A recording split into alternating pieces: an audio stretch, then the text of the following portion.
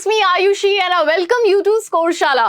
Well बच्चों, आज के इस वीडियो के अंदर अपन इकोनॉमिक्स का एक बहुत ही फेमिलियर टॉपिक यहाँ पे डिस्कस करने वाले हैं, जिसका नाम है सस्टेनेबल इकोनॉमिक डेवलपमेंट। ओके, सो सस्टेनेबल डेवलपमेंट से तो सभी लोग फेमिलियर होंगे, ठीक है। ये वाली जो डेफिनेशन है वो हम बिल्कुल जब छोटे लेवल के होते हैं ना, जब हम 4th 5th में होते हैं, 6th में होते हैं, तब से हम सस्टेनेबल डेवलपमेंट को पढ़ना स्टार्ट करते हैं, ठीक है। इसकी इजी सी डेफिनेशन क्या होती है बच्चों, कि हमें हमारे जो लिमिटेड रिसोर्सेज हैं उनको इस तरीके से यूज करना है कि हमारी आज की सारी नीड पूरी हो, साथ ही में जो फ्यूचर की जनरेशन है उनको किसी भी तरीके का कॉम्प्रोमाइज ना करना पड़े, ठीक है। तो ये वाली डेफिनेशन तो ऐसा है कि हमने बचपन से यही डेफिनेशन पढ़ी है, ठीक है ना, 7th 6th के अंदर, 8th के अंदर, तो हमने यही डेफिनेशन समझी है। और इसके अंदर हमने बायोटेक, बायोटेक, मतलब बहुत ही आप ये समझ लीजिए कि छोटे बच्चों वाला टॉपिक है आज का अपना, ठीक है। अब देखो, ये वाला जो टॉपिक है ये आपके लिए इंपॉर्टेंट इसलिए है क्योंकि इस टॉपिक से क्वेश्चंस काफी ज्यादा आते हैं, है ना। क्वेश्चंस तो आते ही हैं, साथ में इसके अंदर जो टॉपिक्स कुछ ऐसे हैं जो कि आपको नेक्स्ट ईयर बहुत ज्यादा हेल्प करने वाले हैं। तो ये सभी चीजों को समझने के लिए आपको आज का ये जो वीडियो है वो शुरू से लेकर के लास्ट तक देखना पड़ेगा, क्योंकि काफी सारे क्वेश्चंस भी यहाँ पे आएंगे जो कि सस्टेनेबल डेवलपमेंट से आपको काफी कुछ सीखने को मिल सकता है। ओके, चलिए, तो यहाँ पे क्या है इसको जरा सा अपन देखते हैं। It is defined as those condition and their effects which influence human life. Sustainable development के अंदर हम उन सभी कंडीशंस के बारे में बात करते हैं, उन सभी इफेक्ट्स के बारे में बात करते हैं जो कि हमारी मतलब ह्यूमन लाइफ को कहीं ना कहीं अफेक्ट करते हैं, ठीक है। उन सभी कंडीशंस के बारे में बात करते हैं। देखो, हमारे को पता है कि हमारी इन्वायरमेंट के अंदर जो रिसोर्सेज है वो बहुत ही ज्यादा लिमिटेड है, ठीक है। ऐसा नहीं है कि भाई हमारे पास में भरपूर मात्रा में रिसोर्सेज है, ऐसा नहीं है। हाँ, रिसोर्सेज हुआ करते थे हमारे पास में भरपूर मात्रा में, लेकिन हुआ ऐसा कि आज के टाइम तक आते आते हमारे रिसोर्सेज बिल्कुल डिप्लीट होने लग गए, है ना। हम लोग ने इतना वो कर लिया है, हार्म कर दिया है इस एनवायरनमेंट को, कि इसके सारे के सारे जो नेगेटिव इफेक्ट्स है वो हमको आज के टाइम पे फेस करने पड़ रहे हैं, ठीक है। तो यहाँ पे ऐसा है कि रिसोर्सेज हमारे पास में रह गए लिमिटेड, लेकिन हमारे पास में जो पॉपुलेशन है वो हो गई है मैसेस में, ठीक है। और आने वाले टाइम में जो अपकमिंग जनरेशन होगी उनको भी सभी तरह की फैसिलिटीज की जरूरत होगी, तो उनको भी रिसोर्सेज की उतनी जरूरत होगी जितनी की आज हमें है। इनफैक्ट हमको तो ये कहना चाहिए कि उनको हमारे से ज्यादा हो सकता है रिसोर्सेज की जरूरत पड़े।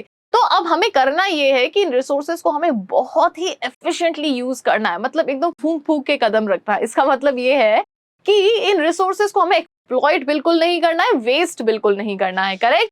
It includes biotic components. अब देखो, बायोटिक कंपोनेंट्स में कौन कौन से आ जाते हैं, प्लांट्स एंड एनिमल्स आ जाते हैं। एबायोटिक कंपोनेंट्स में कौन से आ जाते हैं, ट्रीज, वाटर, एयर, मतलब ये सब कंपोनेंट्स आ जाते हैं। तो मतलब बिल्कुल ही बच्चों वाले लेवल का ये डेफिनेशन है, यहाँ से हमने स्टार्ट किया बिल्कुल बेस से। ऑलराइट, तो यहाँ पे सबसे पहले अपन यहाँ पे देखने वाले हैं कि 2 basic problems related to the environment. अब देखो, हमारा जो एनवायरनमेंट है इसके अंदर बहुत से ऐसे एडवर्स इफेक्ट आज के टाइम पे देखने को मिलते हैं, ठीक है। इसके पीछे के कारण क्या है वो अपन देखेंगे, लेकिन एडवर्स इफेक्ट जैसे कि बहुत सी ऐसी बीमारियां पनपने लग गई है इंसानों के अंदर भी, जानवरों के अंदर भी, और मतलब नेचुरल कैलेमिटीज इतनी ज्यादा आ गई है, ग्लोबल वार्मिंग इतनी ज्यादा बढ़ रही है। तो ये सब क्या है, ये सब नेगेटिव इफेक्ट है किसके ऊपर, हमारी धरती के ऊपर, हमारे धरती के ऊपर जो एनवायरनमेंट है उसके ऊपर, ठीक है। अब इसका ये होने के पीछे का कारण क्या है, तो सबसे पहला कारण है बच्चों यहाँ पे पोल्यूशन। देखो, पोल्यूशन अब चाहे किसी भी तरीके का हो, air pollution, water pollution, noise pollution, soil pollution, किसी भी तरीके का पोल्यूशन क्यों ना हो, ये बहुत ज्यादा हार्म करता है हमारे एनवायरनमेंट को। वी नो दिस, ठीक है। और ये चीज हम बचपन से पढ़ते हुए आ रहे हैं। और इसको देखो करेक्ट करने के लिए सरकार ने भी बहुत से ऐसे प्रोग्राम बनाए हैं। आप लोगों को स्कूल्स के अंदर भी बहुत सी चीजें पढ़ाई जाती हैं, प्लास्टिक बैन किए गए हैं और बहुत सी ऐसी चीजें की गई हैं जिससे कि हम पोल्यूशन को थोड़ा सा कंट्रोल कर सकें, ठीक है। पेड़ वेड़ लगाने का संदेश दिया जाता है, मतलब बहुत सी ऐसी चीजें हैं, ठीक है। तो काफी लोग तो इन चीजों को आज के टाइम में बिल्कुल बहुत ही सीरियसली कंसिडर करते हैं, लेकिन आज के टाइम में बहुत से ऐसे लोग भी हैं जो कि इन चीजों के को बिल्कुल इग्नोर करते हैं, बिल्कुल ध्यान नहीं देते। सो देखो, एडवर्स इफेक्ट ये है कि भाई पोल्यूशन ज्यादा होने से एस्थमेटिक पेशेंट्स बहुत ज्यादा सफर कर रहे हैं। जो हमारे कंट्री के अंदर जो हमारे एनवायरनमेंट में जो बूढ़े बुजुर्ग रहते हैं उनको बहुत ज्यादा दिक्कत होती है, ठीक है। बहुत से ऐसे जानवर हैं जिनको एनवायरनमेंट की वजह से बहुत ज्यादा प्रॉब्लम क्रिएट करने, मतलब प्रॉब्लम फेस करने पड़ती है। ओके, फिर नेक्स्ट यहाँ पे आता है problem of excessive exploitation of natural resources. अब देखो, दूसरा ये है कि हमें पता है कि हमारे पास में क्या है, नेचुरल रिसोर्सेज जो है वो बहुत ही लिमिटेड मात्रा में है, बहुत ही मतलब कह सकते हैं कि लिमिटेड रह गए हैं। अब जब भी हमारे पास में कोई चीज लिमिटेड होती है तो हमारी कोशिश क्या रहती है बच्चों की उसको हम एफिशिएंटली यूज करें, ठीक है। उसको हम सोच समझ के यूज करें, जहां पे एक्चुअल में जरूरत है हम उसको वहीं पे इन्वेस्ट करें, वेस्ट ना करें, ठीक है। तो दिक्कत यही है कि हमारे पास में रिसोर्सेज अब लिमिटेड रह गए और अब उसको अपन क्या कर रहे हैं, एक्सेसिव यूज कर रहे हैं। तो ये भी एक तरीके की प्रॉब्लम है। अब पोल्यूशन के अंदर देखो, आपको पता है कि एयर पोल्यूशन आ जाता है, वाटर पोल्यूशन आ जाता है और नॉइस पोल्यूशन भी इसके अंदर इंक्लूड हो जाता है। फिर यहाँ पे बात करते हैं बच्चों अपन excessive exploitation of natural resources. ठीक है, इसके अंदर कौन कौन सी चीजें इंक्लूड होती हैं? सबसे पहला है डिफॉरेस्टेशन। सो डिफॉरेस्टेशन तो आज के टाइम में एक बहुत ही बड़ा मुद्दा है। हम पेड़ लगाने के बजाय ज्यादा से ज्यादा फॉरेस्ट हम हटा रहे हैं। इसके पीछे का कारण क्या है बच्चों? क्योंकि अर्बनाइजेशन बहुत ज्यादा बढ़ने लगा है। अब अर्बनाइजेशन बढ़ने का कारण क्या है कि बहुत पहला कारण तो यह है कि जो रूरल एरियाज की जो पॉपुलेशन है वो भी अब अर्बन एरियाज में माइग्रेट कर रही है, क्योंकि वहां पे उन लोगों के लिए क्या है, अपॉर्चुनिटीज नहीं है एम्प्लॉयमेंट की। तो उन लोग को लगता है कि भाई चलो शहरों में जाकर के हमें अपॉर्चुनिटीज मिल सकती है।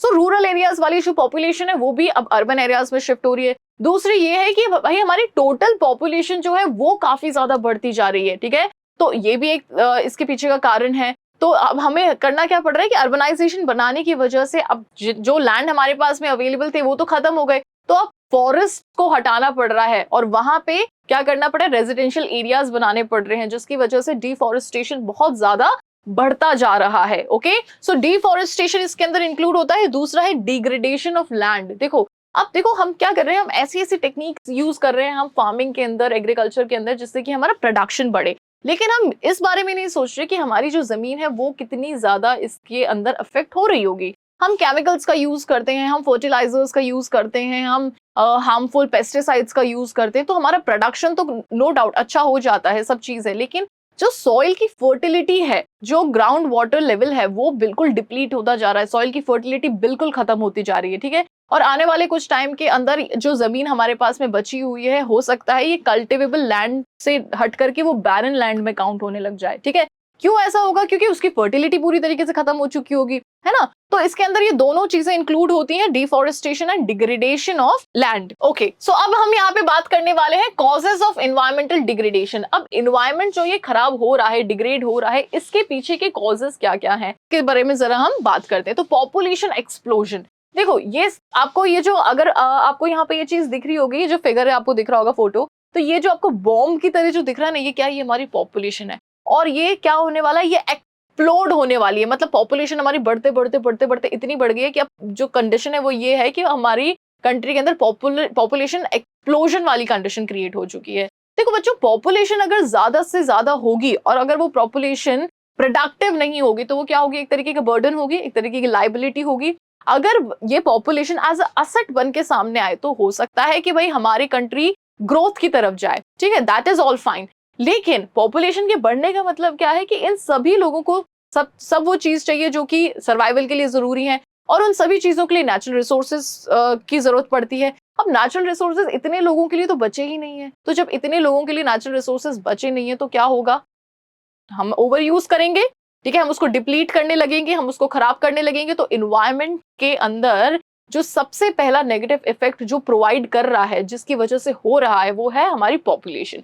ठीक है, पॉपुलेशन के बढ़ने की वजह से हमारा इन्वायरमेंट बहुत ज्यादा इफेक्ट हो रहा है। Next is wide spread poverty. अब देखो, गरीबी इतनी ज्यादा बढ़ती जा रही है हमारी इकोनॉमी के अंदर, और इसके पीछे का कारण है अनएम्प्लॉयमेंट। देखो, बेरोजगारी इतनी ज्यादा है जिसकी वजह से क्या बढ़ रही है? पोवर्टी बढ़ रही है। बेरोजगारी ज्यादा है, पॉपुलेशन ज्यादा बढ़ती जा रही है, जिसका रिजल्ट है हमारे यहाँ पे गरीबी। अब गरीबी का जो हमारा एनवायरमेंट डिग्रेडेशन से, इससे कनेक्शन कैसे आप जोड़ोगे कि भाई देखो, गरीब आदमी क्या करेगा? उसके पास में ज्यादा कुछ यहाँ पे अर्न करने के लिए है नहीं, ज्यादा अच्छा सा खाने पीने के लिए है नहीं, तो अब उसके पास में ना, उसके पास में नॉलेज है, ना उसके पास में अर्निंग्स है, मतलब उसके पास में कुछ भी नहीं है। ठीक है, तो उसको ये भी नहीं पता है कि भाई इस इन्वायरमेंट को मैं प्रोटेक्ट कैसे करूं। क्यों नहीं है? क्यों पता नहीं उसको? क्योंकि वो इलिटरेट है। सबसे पहली चीज, उसको कुछ नहीं पता कि भाई इन्वायरमेंट हार्म किन किन चीजों से हो रहा है। ठीक है, तो वो क्या करेगा? जो वो काम कर रहा है उसी काम को करता रहेगा, है ना। यानी कि अगर वो किसी जाने अनजाने में अगर इन्वायरमेंट को हार्म कर रहा है किसी तरीके से, तो उसको अगर नहीं पता है कि भाई मेरे इस एक्शन से इन्वायरमेंट हार्म हो रहा है, तो वो उस एक्शन को करता रहेगा। ठीक है, सो गरीबी क्या करती है? ये ब्रीड करती है इन्वायरमेंट के अंदर डिग्रेडेशन को। ओके, फिर आता है बच्चों इंक्रीजिंग अर्बनाइजेशन। तो इसको अभी तक अपन ने डिस्कस किया है। ज्यादा से ज्यादा शहरीकरण होना भी एक बहुत ही कह सकते हैं नेगेटिव इम्पैक्ट देता है हमारे इन्वायरमेंट पे। शहरीकरण होगा मतलब अर्बनाइजेशन होगा, तो उसके लिए फैसिलिटीज की ज्यादा जरूरत पड़ेगी, हाउसिंग फैसिलिटीज कह लीजिए, या फिर सोशल इंफ्रास्ट्रक्चर फैसिलिटीज कह लीजिए, इकोनॉमिक इंफ्रास्ट्रक्चर फैसिलिटीज कह लीजिए, अब इन फैसिलिटीज के लिए हमें लैंड की भी तो जरूरत पड़नी चाहिए। लैंड हमारे पास में है नहीं, तो हम क्या कर रहे हैं, अब हम फॉरेस्ट को बिल्कुल साफ करते जा रहे हैं, ठीक है। अब जहाँ पे जानवर रहा करते थे, जंगली जानवर, अब वहां पे कौन रहते हैं, वहां पे इंसान रहते हैं, ठीक है। तो ये कंडीशन आज के टाइम पे देखने को मिलती है। Next is increasing use of insecticide and pesticides and chemical fertilisers. तो देखो, इतनी ज्यादा पॉपुलेशन का पेट भरने के लिए प्रोडक्शन ज्यादा होना चाहिए। अब बच्चों, प्रोडक्शन ज्यादा होगा कैसे? प्रोडक्शन ज्यादा सिर्फ तभी हो पाएगा जब हम इंसेक्टिसाइड्स, पेस्टिसाइड्स, केमिकल फर्टिलाइजर्स, मतलब इन सब चीजों का यूज करेंगे, ठीक है। ग्रीन रेवोल्यूशन का तो नाम आप लोगों ने सुना होगा। तो ग्रीन रेवोल्यूशन के अंदर क्या था? ग्रीन रेवोल्यूशन के अंदर हमने प्रोडक्शन कैसे बढ़ाया? इन सब चीजों को बढ़ा करके, HYV सीड्स को बढ़ा करके, ये इन सभी जो हमारे केमिकल्स हैं, फर्टिलाइजर्स हैं, इनको जब हमने बढ़ाया तो हमारा प्रोडक्शन बढ़ पाया, है ना। तो जितना ज्यादा हम केमिकल का यूज कर रहे हैं, हम ये इस चीज को सेंस नहीं कर पा रहे कि वो केमिकल हमारी धरती के अंदर, हमारी जमीन के अंदर क्या हो रहा है, एब्जॉर्ब होता जा रहा है। यानी कि हमारा जो लैंड है उसकी फर्टिलिटी पे बहुत ज्यादा इफेक्ट पड़ता जा रहा है, ठीक है। फिर यहाँ से वाटर ड्रेन होकर के कहाँ जाता है, वाटर बॉडीज में जाता है। यानी कि जो केमिकल्स हमने हमारे प्रोडक्शन को बढ़ाने के लिए किया है, जो क्रॉप्स को जो हमने केमिकल्स दिए हैं, वो सारे केमिकल्स कहाँ ड्रेन हो रहे हैं, वाटर बॉडीज में ड्रेन हो रहे हैं। वो वाटर बॉडी क्या हो रही है, पल्यूट हो रही है, ठीक है। सो ये सारी चीजों का भी एक बहुत ज्यादा नेगेटिव इम्पैक्ट है। Okay, rapid industrialisation. देखो, रैपिड इंडस्ट्रियलाइजेशन के अंदर हम क्या कर रहे हैं, हम इंडस्ट्रीज को ज्यादा से ज्यादा बढ़ा रहे हैं, जिससे कि हमारी ग्रोथ ज्यादा से ज्यादा बढ़े, ठीक है। अब ये एक पॉजिटिव एस्पेक्ट है, ठीक है, हमारी ग्रोथ को बढ़ाने का, डेवलपमेंट को बढ़ाने का ये एक पॉजिटिव एस्पेक्ट है, वी नो दिस। लेकिन बच्चों, इसका नेगेटिव साइड तो हमने देखा ही नहीं। नेगेटिव साइड क्या है कि भाई देखो, इंडस्ट्रीज को डेवलप करने में, बढ़ाने में बहुत सी ऐसी चीजों की जरूरत पड़ती है जो कि क्या होती है, हार्मफुल होती है हमारे एनवायरमेंट के लिए, ठीक है। अब जैसे इंडस्ट्रीज में कुछ भी प्रोड्यूस हो रहा है तो वहां पे केमिकल्स का भी यूज होगा, कुछ हार्मफुल गैसेस भी यहाँ पे प्रोड्यूस होंगी, मतलब नॉइसेस भी क्रिएट होगी, बहुत सी ऐसी चीजें होंगी। अब जो हार्मफुल केमिकल्स होते हैं वो कहाँ ड्रेन कर दिए जाते हैं, वाटर बॉडीज में ड्रेन कर दिए जाते हैं। जो पॉइजनस गैस होती है वो कहाँ पे एमिट करते हैं, वो हमारे एनवायरमेंट में एमिट करते हैं, जिससे कि हमारे जानवरों को इफेक्ट होता है, जो बुजुर्ग लोग हैं उनको होता है, बच्चों को जिससे जिससे बहुत ज्यादा इफेक्ट होता है, बीमारियां बढ़ती हैं, ठीक है। सो इंडस्ट्रियलाइजेशन के फायदे हैं वो एक तरफ है, लेकिन उससे ज्यादा इसके क्या है, नुकसान है। अब देखो, नुकसान की अगर भरपाई करी जाए तो फिर वो चीज समझ में भी आती है कि हाँ चलो ठीक है, इट इज बैलेंस्ड। लेकिन यहाँ पे क्या हो रहा है कि नुकसान बहुत ज्यादा हो रहा है, लेकिन इसकी भरपाई बिल्कुल भी नहीं हो पा रही है। इसी वजह से हमारे को ये समझ में आता है कि भाई इंडस्ट्रियलाइजेशन से जितना हमें सुख मिल रहा है उससे ज्यादा हमें दुख मिल रहा है, ठीक है। ग्रोथ हो रही है, वो ग्रोथ एक टाइम के बाद में क्या होगा कि हमारा जो लॉस है वो ज्यादा बड़ा हो जाएगा। आज हम ग्रोथ देख पा रहे हैं लेकिन हम लॉस नहीं देख पा रहे हैं। Okay, next is multiplicity of transport vehicle. अब देखो, ट्रांसपोर्ट व्हीकल के बारे में अगर अपन बात करें तो एक घर में आज के दिन में कितनी कितनी गाड़ियां होती है, 3-3 गाड़ियां होती है, 4-4 गाड़ियां होती है ना। मतलब अगर एक घर से 4 लोग अगर ऑफिस के लिए निकलते हैं तो 4 गाड़ियां लेकर के निकलते हैं, ठीक है। अब अगर इसको अपन लोग सोचें तो मतलब हाँ, ये समझ में आता है कि हाँ भाई, एक साथ चारों थोड़ी ना जा सकते हैं एक गाड़ी में बैठ के, किसी का ऑफिस कहीं है, किसी का ऑफिस कहीं है, तो ये प्रैक्टिकली तो पॉसिबल नहीं है, तो ये भी वैलिड पॉइंट है। लेकिन हम ये चीज नहीं समझ पा रहे हैं कि एक गाड़ी का पोल्यूशन और 4 गाड़ियों का पोल्यूशन, मतलब एक गाड़ी से अगर हम जाते हैं तो उससे कितना पोल्यूशन क्रिएट होता है, 4 गाड़ियां से अगर हम निकलते हैं तो कितना पोल्यूशन क्रिएट होता है। तो क्यों ना यहाँ पे हम जो पब्लिक ट्रांसपोर्ट है उसको यूज करें। पब्लिक ट्रांसपोर्ट को अगर लोग ज्यादा से ज्यादा यूज करेंगे तो सोचिए कि हमारे सिटीज के अंदर जो पोल्यूशन है वो कितना कम होगा, है कि नहीं। यहाँ पे गवर्नमेंट ने पब्लिक ट्रांसपोर्ट को चलाने का या पब्लिक ट्रांसपोर्ट को बढ़ाने का उनका मेन मोटिव ही यही था कि भाई यहाँ पे जो पोल्यूशन है उसको हमें क्या करना है, कम करना है। नेक्स्ट पॉइंट आता है disregard to the civic norm. अब देखो, यहाँ पे हमारे जो सिविक नॉर्म्स हैं उनके बारे में हम बिल्कुल ध्यान नहीं देते, ठीक है। हम सिर्फ डेवलप करने में लगे हुए हैं, हम सिर्फ ग्रोथ करने में लगे हुए हैं। हमारे जो इसके जो नेगेटिव साइड है, ठीक है, जिन भी चीजों को हम ग्रोथ कर रहे हैं, डेवलपमेंट के पर्सपेक्टिव से देख रहे हैं, उनके जो नेगेटिव साइड है उनकी तरफ हम बिल्कुल भी ध्यान नहीं दे रहे हैं। हमारे जो सिविक नॉर्म्स हैं उनको हम पूरी तरीके से भूल चुके हैं, ठीक है। सो बच्चों, यहाँ पे ये जो कॉजेज है एनवायरमेंटल डिग्रेडेशन के, सारे कॉजेज आपको ध्यान रखने हैं। आपके एग्जाम के अंदर काफी बार ये क्वेश्चन पूछा जाता है कि what are the causes of environment degradation, ठीक है। तो अगर आपसे ये पूछ लिया जाए कि राइट इन डिटेल, तो आपको इन सबको लिखना होगा और इनके बारे में थोड़ा सा आपको 2-2, 4-4 लाइन लिखनी होगी। अगर आपसे सिर्फ कॉजेज पूछे जाएं, डिटेल नहीं पूछी जाए, तो आपको ये सारे पॉइंट्स वहां पे मेंशन करने होंगे, ठीक है। सो कॉजेज आपने ध्यान रखने हैं, ठीक है। उसके बाद में यहाँ पे अपन किस बारे में बात कर रहे हैं कि भाई एनवायरमेंट को, चलो अब जो जो भी हो गया, जैसा भी हो गया, ठीक है। अब लेकिन अब हमें उसको प्रोटेक्ट भी तो करना है, तो अब इसको एनवायरनमेंट को हम प्रोटेक्ट कैसे करेंगे? सो प्रोटेक्ट हम बच्चों कैसे करेंगे? सोशल अवेयरनेस फैला करके। अगर आप पढ़े लिखे हो, आपको पता है कि भाई हमारे इस एक्शन से एनवायरनमेंट को कहीं ना कहीं हार्म हो रहा है, तो आप क्यों ना उस इंसान को बताओ जिसको नहीं पता इस चीज के बारे में, है ना। आप अगर पानी को कंजर्व करने में समझते हो, आप अगर ब्रश करते टाइम जो टैप है उसको बंद करने में समझते हो, जो कि बहुत अच्छा एक्शन है, तो क्यों ना आप इस चीज को उस इंसान को या उस अपने उस फ्रेंड को बताओ जो कि ब्रश करते वक्त टैप ऑन छोड़ता है। मतलब आपने क्या करना है कि आप लोगों ने अवेयरनेस फैलानी है, ठीक है। अगर आप किसी चीज को बहुत अच्छे से समझ चुके हो, आपको पता है कि भाई ये जो रिसोर्सेज हैं ये दोबारा नहीं बनने हैं, बहुत से ऐसे रिसोर्सेज हैं जो कि एक्सटेंट हो चुके हैं, बहुत सी ऐसी चीजें हैं जो कि दोबारा नहीं बननी है, पहले जैसी चीज नहीं रहेगी। तो अगर आप इस चीज को बहुत ही डीप डाउन समझ चुके हो, तो क्यों ना आप अपने उस फ्रेंड को समझाओ जो कि नहीं समझा हुआ है ना। या फिर आप अपनी सोसाइटी में उन लोगों को समझाओ जो कि पानी वेस्ट करते हैं या रोड पे कचरा फेंकते हैं, है ना। तो अगर आप इस तरीके की अवेयरनेस स्प्रेड आउट करते हो, तो तभी आप में और उस आदमी में फर्क दिखेगा ना, जो कि जिसको नहीं पता है कि एनवायरनमेंट को कैसे प्रोटेक्ट करना है। करेक्ट।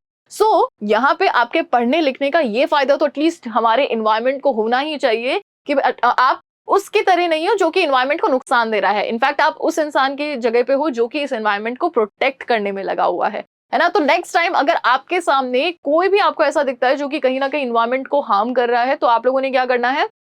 उनको तुरंत उसके नुकसान बताने हैं, फिर उसको उसके फायदे बताने कि अगर आप ऐसा नहीं करते हो तो इसके ये फायदे होंगे। और आपको उसे ये भी बताना है कि आप यहाँ पे इस एनवायरनमेंट को कैसे प्रोटेक्ट कर सकते हो, ठीक है। तो अगर आप अपनी आंखों से कुछ खराब होते हुए देखते हो, तो इमिडिएटली उसको क्या करना है? आपको उसको, उस इंसान को, या फिर अगर आपका वो फ्रेंड है तो आपको उसको रोकना है, ठीक है। सो यही होती है अवेयरनेस। आपको ज्यादा से ज्यादा अवेयरनेस स्प्रेड करनी है कि नहीं, दिस इज रॉन्ग, हमें इसकी तरफ, इसकी बजाय हमें ये चीज करनी चाहिए। ओके। फिर अपन बात करते हैं बच्चों पॉपुलेशन कंट्रोल की। देखो बहुत से ऐसी पॉलिसीज, बहुत से ऐसे प्रोग्राम्स यहाँ पे हमारी सरकार हर थोड़े थोड़े टाइम में लेके आती है। किसके लिए? पॉपुलेशन को कंट्रोल करने के लिए। आज अगर हमारे पे पॉपुलेशन कंट्रोल रहेगी तो क्या होगा? तो ये होगा कि हमारे रिसोर्सेज भी अब कम बचेंगे, मतलब रिसोर्सेज भी अब एफिशिएंटली यूज होंगे, और साथ में एनवायरनमेंट के अंदर पोल्यूशन भी कम क्रिएट होगा, है ना। फिर हम बात करते हैं enforcement of environment conservation act. देखो यहाँ पे जो एनवायरनमेंट कंजर्व करने वाले जो एक्ट हैं उनको इन्फोर्स करना, उनको लागू करना, ठीक है, ये बहुत ज्यादा जरूरी है। हम क्या करते हैं कि हम लॉ तो बना लेते हैं, हम एक्ट्स बना लेते हैं, हम अवेयरनेस के लिए वो बड़े बड़े बैनर्स तो बना लेते हैं, लेकिन हम वो लोगों तक पहुंचा नहीं पाते हैं। वो अवेयरनेस हम बैकवर्ड रीजन्स में पहुंचा नहीं पाते हैं, वो हम ऐसी सोसाइटीज में पहुंचा नहीं पाते हैं जो कि जिन्होंने अपनी सोसाइटी के बाहर ही कचरे का ढेर इकट्ठा करके रखा हुआ है, ठीक है। तो यहाँ पे ये है कि जो कंजर्वेशन, जो एनवायरमेंट कंजर्वेटिव एक्ट्स बनते हैं, उनको अब हमें क्या करना है? उनको हमें लागू करना है। ओके, उनको हमें क्या इन्फोर्स करना है। फिर अपन बात करते हैं बच्चों एफॉरेस्टेशन कैंपेन की। तो हमें ये चीज को प्रैक्टिस में लेके आना है कि हमें हर साल इतने पौधे तो लगाने ही लगाने हैं, ठीक है। कुछ आप लगाओ, कुछ आपके फ्रेंड्स को बोलो कि वो लगाएं, कुछ आप अपने रिलेटिव्स को बोलो कि वो लगाएं। तो मतलब सिंगल आप भी इस एनवायरनमेंट के अंदर बहुत सा चेंज लेके आ सकते हो, अगर आप चाहो और अगर आप ठान लो तो ये बिल्कुल पॉसिबल है, ठीक है। अगर आप ये चीज निश्चित कर लो कि यार मैं अपने हर बर्थडे पे 2 पौधे, 3 पौधे या 4 पौधे तो डेफिनेटली लगाऊंगा या लगाऊंगी, या फिर आप ये चीज को एकदम मतलब अपने रूल बुक में लिख लो कि यार मैं हर साल इस पर्टिकुलर डे पे या फिर किसी भी दिन मैं इतने पौधे तो लगाऊंगा ही लगाऊंगा।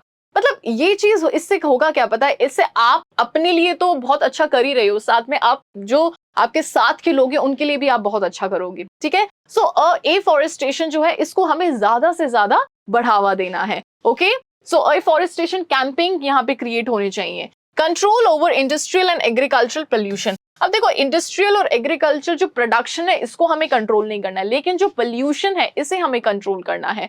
पोल्यूशन हम कैसे कंट्रोल कर सकते हैं कि भाई ठीक है, उसको रिसाइकल कर दो। मतलब अपन जो भी चीज यहाँ पे प्रोड्यूस कर रहे हैं, जो भी वेस्ट है उसको रिसाइकल कर दो, दोबारा से उसे यूज ले लो। अगर हमारी इंडस्ट्री से कोई केमिकल अगर ड्रेन होना होता है तो उसे वाटर बॉडीज में ना करके कुछ पिट्स बनवा दें, उन पिट्स में उन्हें ड्रेन करना चाहिए, ठीक है। तो मतलब ऐसे बहुत से एक्शंस हैं जो कि हम ले सकते हैं हमें हमारे एनवायरनमेंट को बचाने के लिए। Okay, water management. अब देखो वाटर मैनेजमेंट भी एक बहुत ही अहम रोल होता है हमारे एनवायरनमेंट को बचाने का, क्योंकि एक टाइम ऐसा था जब हम ट्रेडिशनल फार्मिंग पे रिलाई करते थे, डिपेंड करती थी, तो उस टाइम पे क्या था बच्चों कि हमारा जो वाटर लेवल था, अंडर वाटर टेबल जो थी हमारी, वो एकदम ऊपर तक थी। और आज के टाइम पे वो अंडर वाटर टेबल इतनी नीचे हो चुकी है कि मतलब आप इमेजिन भी नहीं कर सकते। ओके, सो तो ये जो वाटर मैनेजमेंट है, इसे प्रॉपर तरीके से मैनेज करना भी बहुत ज्यादा जरूरी है। फिर आता है बच्चों मैनेजमेंट ऑफ सॉलिड वेस्ट। देखो, अब जो सॉलिड वेस्ट होता है आपके घर का, इंडस्ट्रीज का, एग्रीकल्चर का, आपके ऑफिस का, तो ये बहुत ज्यादा जरूरी है कि इन सॉलिड वेस्ट को अपन ढंग से क्या करें, ढंग से इनको प्रॉपर तरीके से गार्बेज एरियाज जो होते हैं वहां तक लेके जाएं, या फिर इनको अच्छे से डीकम्पोज करें, या फिर अगर वो रिसाइकल करने वाले प्रोडक्ट्स हैं तो उनको रिसाइकल किया जाए, या फिर अगर वो कुछ ऐसे फ्रूट के पील्स हैं या वेजिटेबल पील्स हैं तो उनको मैन्योर में कन्वर्ट किया जाए। ठीक है, in spite of just throwing it on the roads और समवेयर नियर योर हाउसेज और समवेयर। ठीक है, तो मतलब ये चीजें ना करने के बजाय जो सॉलिड वेस्ट है उनको अपन को क्या करना चाहिए, रिसाइकल करना चाहिए इन सम और द अनदर वे। ओके, अगर अपन रिसाइकल नहीं कर सकते तो एटलीस्ट हम ये कर सकते हैं कि जहां पे डिकम्पोज होता है एटलीस्ट हम कचरा वहां फेंके, जहां से गवर्नमेंट की जो भी वैन आती है वो वहां से उठा करके, और जहां पे भी ये रिसाइकिल प्रोसेस होता है वहां पे लेके जाया जाए। ओके, सो ये सारी जो एक्शंस होते हैं ये बहुत ही छोटे छोटे एक्शंस हैं, लेकिन कहीं ना कहीं ये हमारे एनवायरमेंट के अंदर बहुत बड़ा चेंज लेके आ सकते हैं। Now next is improvement in housing. देखो, हाउसिंग इम्प्रूवमेंट करने का मतलब ये है कि यहाँ पे ये नहीं है कि आप अपने घर को रेनोवेट करो, नो। इम्प्रूवमेंट इन हाउसिंग का मतलब ये है कि हाउसिंग पैटर्न जो है इनको हमें इम्प्रूव करना है। हमें घर इस तरीके से बनाने हैं कि हमें जो जंगल है उनको नहीं काटना पड़े, हमें जो रेजिडेंशियल एरियाज हैं उनको मतलब इतना एक्सपेंड ना करना पड़े कि हमें जंगल ही काटने पड़ रहे हैं। हम हमारा घर बसाने के चक्कर में हम जानवरों का घर पूरी तरीके से बर्बाद कर रहे हैं, तो ये चीज नहीं होनी चाहिए। ओके, सो इन सब तरीकों से हम क्या कर सकते हैं, हम एनवायरनमेंट को प्रोटेक्ट करके रख सकते हैं। Okay, now concept and features of sustainable. अब यहाँ पे हम कुछ ऐसे कंसेप्ट की बात करते हैं, कुछ ऐसे फीचर्स की बात करते हैं ऑफ सस्टेनेबल। ठीक है, सो कंसेप्ट क्या है, a process of development that does not cause environment degradation and therefore does not reduce production capacity of future generation. So देखो, सस्टेनेबिलिटी का कॉन्सेप्ट क्या होता है, ये एक ऐसा प्रोसेस है डेवलपमेंट का जो कि किसी तरीके का एनवायरनमेंट को डिग्रेड नहीं करता है, मतलब किसी तरीके से एनवायरनमेंट को हार्म नहीं करता है, लेकिन कहीं ना कहीं इससे प्रोडक्शन की कैपेसिटी भी रुकती नहीं है, कम नहीं होती है फ्यूचर जनरेशन के लिए। ठीक है, तो this is known as sustainability. Okay, फिर अपन इसके कुछ फीचर्स के बारे में बात करते हैं। तो इसका सबसे पहला फीचर है बच्चों sustained rise in real per capita income and economic welfare. देखो, अगर सस्टेनेबिलिटी रहेगी तो क्या होगा कि हमारी पर कैपिटा इनकम भी राइज होगी और हमारा जो इकोनॉमिक वेलफेयर है वो भी राइज होगा। Okay, second is rational use of natural resources. अब देखो, ये चीज हमें पता है कि हमारे जो नेचुरल रिसोर्सेज है वो बहुत ही ज्यादा लिमिटेड है, तो क्यों ना इनको हम एफिशिएंटली यूज करें, यानी कि क्यों ना इनका अपन राशन करें कि भाई जहां पे इनका सच में यूज है और जहां पे इनके यूज से हमें आउटपुट भी मिलता है तो इन रिसोर्सेज को हमने सिर्फ वहीं पे यूज करना है। जहां से इतना आउटपुट हमें रिसीव नहीं हो रहा है तो वहां पे हम इसको अवॉइड भी कर सकते हैं। Okay, next is ability of future generation to fulfil their needs not to be impaired. अब देखो, हमें यहाँ पे क्या करना चाहिए कि मतलब हम हमारी जरूरतें पूरी कर रहे हैं, ठीक है, फुलफिल कर रहे हैं सारी जरूरतें, लेकिन हमें ये चीज भी ध्यान में रखनी चाहिए कि भाई जो फ्यूचर जनरेशन है उनकी भी बहुत सी जरूरतें होंगी और उनकी जरूरतें हमसे तो ज्यादा ही होंगी। ठीक है, तो उनकी जरूरतें पूरी होने के लिए भी उन लोगों के लिए नेचुरल रिसोर्सेज हमें कंजर्व करके रखना है। चेक ऑन पोल्यूशन, हमें हर थोड़े थोड़े टाइम में क्या करना पड़ता है, हमें क्या करना चाहिए कि पोल्यूशन के भी ऊपर हमें ध्यान देना चाहिए। ओके, सो ये सारी चीजें आपको ध्यान रखनी है। फिर अपन यहाँ पे बात करते हैं बच्चों स्ट्रेटेजीज फॉर सस्टेनेबल डेवलपमेंट। कुछ ऐसी स्ट्रेटेजीज हैं जिससे कि अपन सस्टेनेबल डेवलपमेंट को सस्टेन करके रख सकते हैं, जिसमें सबसे पहला नंबर है इनपुट एफिशिएंट टेक्नोलॉजी, यानी कि हमें ऐसी टेक्नोलॉजी का यूज करना चाहिए जो कि इनपुट एफिशिएंट है। ठीक है, आउटपुट के बारे में हम हमेशा सोचते हैं कि भाई हमें ज्यादा से ज्यादा आउटपुट चाहिए, ज्यादा से ज्यादा हमें प्रोडक्शन चाहिए,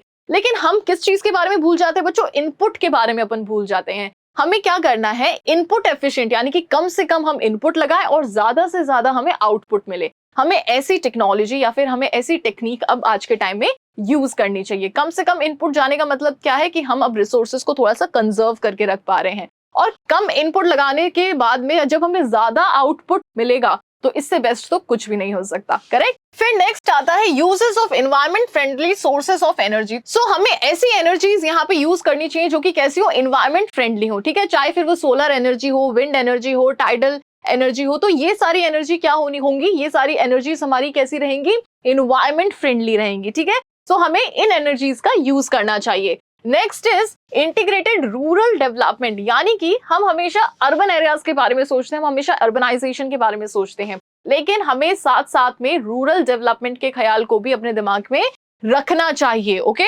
सो इंटीग्रेटेड रूरल डेवलपमेंट, हमें ऐसे प्रोग्राम्स बनाने चाहिए जिसके साथ साथ में हम रूरल एरियाज को भी इंटीग्रेट कर पाए, जोड़ पाए। मतलब ऐसा प्रोग्राम सेटअप हो जिसमें अर्बन एरिया को तो अपन डेवलप कर रहे हैं, साथ ही में रूरल को भी इंटीग्रेट कर पाए। Okay, next is convert sunlight into solar energy and solar energy into electricity. हमें मतलब अब सनलाइट तो ऐसा है कि ये हमें भरपूर मात्रा में मिलती है और इसका कोई बिल भी नहीं आता, तो क्यों ना हम इसी को यूज करके एक एनर्जी बनाएं और इस एनर्जी से हम क्या बनाएं, इलेक्ट्रिसिटी बनाएं। तो सोचिए कि ये चीज अगर ऐसे होती है तो इससे हम कितना रिसोर्सेज को बचा पाएंगे, है कि नहीं। और ये चीज काफी कंट्रीज के अंदर तो बहुत अच्छे से चल भी रही है, हमारी कंट्री के अंदर भी भाई बहुत से लोगों ने इस चीज को एक्सेप्ट कर लिया है। ओके, सो हमें क्या करना है, convert sunlight into solar energy and solar energy into electricity. Shift of organic farming, अब देखो हमें पता है कि हम क्या कर रहे हैं, प्रोडक्शन को बढ़ाने के चक्कर में हम केमिकल्स का यूज कर रहे हैं, पेस्टिसाइड्स, इंसेक्टिसाइड्स, हार्मफुल ये जो चीजें हैं इनका यूज कर रहे हैं। इससे प्रोडक्शन तो बहुत ज्यादा बढ़ रहा है, लेकिन हमें पता भी नहीं है कि हम केमिकल वाली सब्जियां खा रहे हैं, हम इंजेक्शन वाले फ्रूट्स खा रहे हैं।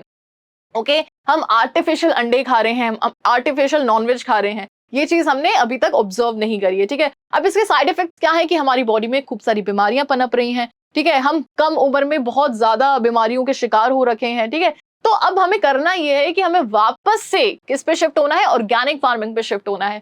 पुराने जमाने में जो लोग हुआ करते थे, जो हमारे ग्रैंड पेरेंट्स की बात करिए, तो उन लोगों के टाइम पे पता है क्या होता है, आप भी अपने ग्रैंड पेरेंट्स से पूछिएगा कि उन लोगों के पास में रोटी सब्जी के अलावा कुछ भी खाने के लिए नहीं होता था, ठीक है, नथिंग। फिर भी उनकी बॉडी इतनी ज्यादा हेल्दी होती थी कि मतलब वो ओल्ड एज के अंदर भी वो खेती बाड़ी का काम किया करते थे, मतलब इतना हार्ड वर्क करते थे। अब वो इसलिए था क्योंकि वो बिल्कुल प्योर चीजें कंज्यूम करते थे, भले ही रोटी सब्जी खाते थे, ठीक है, भले ही सिर्फ चावल दाल पे मतलब अपना सर्वाइवल निकालते थे, लेकिन उसके अंदर भी इतनी ताकत होती थी कि वो मतलब बुढ़ापे तक भी बिल्कुल हार्डवर्क किया करते थे, ठीक है। वो इसलिए था क्योंकि वो जो भी चीज कंज्यूम करते थे वो बिल्कुल प्योर हुआ करती थी। आज के टाइम पे हमारे पास में खाने के लिए बहुत कुछ है, ठीक है, लेकिन फिर भी हमारे पास में जो खाते हैं हम वो बिल्कुल ना के बराबर है। हम इंपॉर्टेंट न्यूट्रिशंस के लिए अब किस पे शिफ्ट हो गए हैं, हम सप्लीमेंट्स पे शिफ्ट हो चुके हैं, ठीक है। हम दवाइयां लेते हैं, हम विटामिन डी की दवाइयां ले रहे हैं, हम विटामिन मिनरल्स की दवाइयां ले रहे हैं, हम क्या कर रहे हैं, आयरन की दवाइयां ले रहे हैं, और मतलब न जाने क्या क्या ले रहे हैं ताकि हमारी बॉडी फिट रहे। और पुराने जमाने में ये सब चीजें होती नहीं थी, वो सिर्फ अपना नॉर्मल खाना खाते थे और वो मतलब बिल्कुल 80-90 साल तक एकदम हार्ड वर्क करा करते थे, ठीक है। सो ये डिफरेंस है एक प्योर खाने में और एक केमिकल फूड के अंदर। तो वापस से अब क्या हो रहा है, ऑर्गेनिक फार्मिंग पे लोग शिफ्ट हो रहे हैं, ठीक है। इससे देखो इन्वायरमेंट को तो फायदा है ही और ह्यूमंस को भी इससे काफी ज्यादा फायदा, ह्यूमन हेल्थ को बहुत फायदा है, ठीक है। Next is manage for waste. अब जो वेस्ट होता है उसको मैनेज करने के लिए भी बहुत से ऐसे प्रोग्राम्स बनाए जा रहे हैं। Okay, next is stringent laws on the disposable of chemical effluents, यानी कि जो केमिकल्स होते हैं, केमिकल्स एफ्यूलेंट्स जो होते हैं, जो कि केमिकल जहां से निकलता है, तो उनके लिए भी यहाँ पे अब लॉज बना दिए हैं। जैसे कोई अगर इंडस्ट्री है तो वो केमिकल ड्रेन करती है तो उनके लिए कानून बना दिया है। अगर कोई पॉइजनस गैस एनवायरनमेंट में स्प्रेड आउट हो रही है तो उसके उन इंडस्ट्रीज के लिए भी यहाँ पे कानून बनाया गया है। Okay, awareness to conserve natural asset for intergenerational equity, यानी कि इंटरजनरेशन का मतलब समझ रहे हो आप, हमारी जनरेशन और फ्यूचर जनरेशन। तो हमें अवेयरनेस ज्यादा से ज्यादा लोगों के बीच में ये देनी है कि भाई हमें क्या करना है, हमें हमारे रिसोर्सेज को कंजर्व करके रखना है, ठीक है, आगे आने वाली जनरेशन के लिए भी। पब्लिक मीन्स ऑफ ट्रांसपोर्ट, और ज्यादा से ज्यादा किसका यूज करना है बच्चों, पब्लिक मीन्स ऑफ ट्रांसपोर्ट का हमें ज्यादा से ज्यादा यूज करना है, जिससे कि हम हमारे एनवायरमेंट को क्या कर पाए, प्रोटेक्ट कर पाए, किससे, पोल्यूशन से। ओके, चलिए अब यहाँ पे क्या है आपके लिए, यहाँ पे कुछ क्वेश्चंस आ चुके हैं, अब इन क्वेश्चंस को जरा समझते हैं। सो सबसे पहला क्वेश्चन है डिफाइन पुअर्टी। पुअर्टी क्या होता है बच्चों? So poverty is the inability to fulfil the minimum requirements of life, मतलब अपनी लाइफ की जो सबसे मतलब जो बेसिक चीजें हैं, बेसिक रिक्वायरमेंट्स जो हैं, उनको जो व्यक्ति फुलफिल नहीं कर सकता है, रोटी कपड़ा मकान, तो उसको अपन पुअर कंसिडर कर देते हैं कि भाई ये व्यक्ति जो है वो गरीब है। सो ये एक इनएबिलिटी है to fulfil the minimum requirements of the life. The minimum requirements include food, clothing, housing, education and health facilities, ठीक है। तो रोटी कपड़ा मकान से अब हम थोड़ा सा और ऊपर उठ चुके हैं, इसके अंदर हम एजुकेशन और हाउसिंग फैसिलिटीज को भी इंक्लूड करते हैं। ठीक है बच्चों, चलो अब अपन बताते हैं यहाँ पे रिलेटिव पुअर्टी क्या होती है। सो रिलेटिव पुअर्टी वाला जो कॉन्सेप्ट है बच्चों, वो काफी बार हम लोगों ने यहाँ पे डिस्कस किया है, आप लोग इसको काफी अच्छे से समझते भी हो। So it refers to poverty in relation of different classes, religions और कंट्रीज। देखो, जब हम गरीबी को मेजर करते हैं अलग अलग कास्ट के अंदर, अलग अलग रिलीजन्स के अंदर, अलग अलग कंट्रीज के अंदर, तो इसको अपन रिलेटिवली पुअर कहते हैं। ठीक है, कि भाई ये वाली जो कास्ट है वो थोड़ी सी नीचे है, ये वाली कास्ट ऊपर है, ये वाला रिलीजन थोड़ा ऊपर रहता है, ये वाला रिलीजन थोड़ा सा गरीब रहता है। तो जब हम इस बेसिस पे मेजर करते हैं तो इसको रिलेटिव पुअर्टी हम नाम देते हैं। Absolute poverty, so absolute poverty यानी कि हर मायने में गरीब। Okay, so it refers to the total number of persons living below the poverty line, यानी कि इससे नीचे जो भी पॉपुलेशन है, बिलो पॉवर्टी लाइन जो भी पॉपुलेशन है, वो एब्सोल्यूट पॉवर्टी के अंदर में काउंट होती है। What is meant by poverty line? अब पॉवर्टी लाइन क्या होती है बच्चों? ये एक इमेजिनरी लाइन है जिसके बेसिस पे हम ये पता लगाते हैं कि भाई पॉपुलेशन कितनी ऐसी है जो कि गरीब है। So poverty line refers to cut off point, ठीक है, in terms of level of income. अब ये जो लाइन है, इमेजिनरी लाइन है ना, ये किससे बनी है? ये बनी है लेवल ऑफ इनकम से। ठीक है, लेवल ऑफ इनकम यानी कि इस यहाँ पे हम ये लेवल ऑफ इनकम काउंट करते हैं कि भाई हाँ, ये पॉवर्टी लाइन की इनकम हो गई मान लो ₹100। अब जो व्यक्ति ₹100 नहीं कमा सकते, उससे कम कमाते हैं, तो वो बिलो पॉवर्टी लाइन आ जाते हैं। जो ₹100 है उससे ज्यादा कमाते हैं, वो अबव पॉवर्टी लाइन आ जाते हैं। Okay, that divides people of a region as poor and non poor. चलो, what is head count ratio in the context of measurement of poverty? देखो, पुअर्टी को मेजर करने में हेड काउंट रेशियो क्या होता है, तो इसको भी अपन ने डिस्कस किया है। It implies the measurement of poverty in terms of number of person living below the poverty line, यानी कि पॉवर्टी लाइन के नीचे जितने भी लोग रहते हैं, ठीक है, बिलो पॉवर्टी लाइन जितने भी पॉपुलेशन है, उनको जब अपन काउंट करते हैं तो उसको अपन हेड काउंट रेशियो में काउंट करते हैं। ओके, उनको जब अपन मेजर करते हैं तो हेड काउंट रेशियो में मेजर करते हैं। What are income generating asset? Income generating asset क्या होते हैं? तो वो सारे एसेट जिनसे इनकम जनरेट होती है, right? So, income generating assets are those assets which generate or yield income in the economy. Example, land, capital, etc. So, ये वो सभी एसेट होते हैं जिससे कि हमारी इनकम काफी ज्यादा जनरेट होती है। ठीक है, सो हमारी इकोनॉमी के अंदर लैंड है, कैपिटल है, मशीनरी, ये इन सभी चीजों से हमारी इनकम बढ़ती है। Okay, next is define jobless growth. देखो, जॉबलेस ग्रोथ वो ग्रोथ होती है इकोनॉमी के अंदर जहां पे ग्रोथ तो हो रही है लेकिन लोगों को एम्प्लॉयमेंट नहीं मिल रहा है। ठीक है, ग्रोथ हो रही है, एम्प्लॉयमेंट नहीं मिल रहा है। ठीक है, ये किस तरीके की सिचुएशन है? So it is a situation in which flow of goods and services are increase faster than the opportunities of employment. देखो, दो चीजें होती हैं, एक होती है flow of goods and services. ठीक है, गुड्स एंड सर्विसेज का फ्लो बढ़ रहा है यानी कि ग्रोथ बढ़ रही है, लेकिन एम्प्लॉयमेंट की अपॉर्चुनिटीज अभी भी कम है। तो ये सिचुएशन क्या हो गई? ये सिचुएशन हो गई बच्चों जॉबलेस ग्रोथ की situation. Okay, next is define PDS, public distribution system. So PDS system क्या होता है? इसमें गवर्नमेंट क्या करती है? इसमें गवर्नमेंट एक प्री अनाउंस्ड प्राइस पे फार्मर्स से खरीदती है, ठीक है, जो भी फूड ग्रेन्स होते हैं। फिर इस डिस्ट्रीब्यूशन सिस्टम के तहत बहुत ही कम कीमतों पे बिलो पॉवर्टी लाइन वाली जो पॉपुलेशन होती है उनको वो फूड ग्रेन्स बेचती है। ठीक है, so PDS is a system under which government distribute food grains and other essential of life to below poverty line population. ठीक है, so below poverty line population जो भी लोग होते हैं उनको गवर्नमेंट क्या देती है? पीडीएस सिस्टम के तहत जो फूड ग्रेन्स होते हैं, जो असेंशियल आइटम्स होते हैं, वो बहुत ही कम कीमतों पे देती है। ठीक है, as a subsidised rate through fair price shop. और ये कहाँ पे देती है? फेयर प्राइस शॉप के अंदर देती है। ओके बच्चों, तो यहाँ पे आपका ये जो चैप्टर है वो पूरी तरीके से खत्म होता है। आई होप कि आपको ये सभी क्वेश्चंस अच्छे से समझ में आए होंगे और जो हमारा चैप्टर था वो भी आपको इजीली समझ में आ गया होगा। कहीं पे कोई भी डाउट है तो वो आप मुझसे पूछ सकते हैं कमेंट सेक्शन के अंदर। अगर आपको ये वीडियो अच्छा लगा है बच्चों तो फटाफट से वीडियो को लाइक कीजिए और अपने फ्रेंड्स के साथ में भी शेयर करना, बेल आइकन को प्रेस करना नहीं भूलना है और चैनल को सब्सक्राइब भी अभी कर दो। Thank you so much.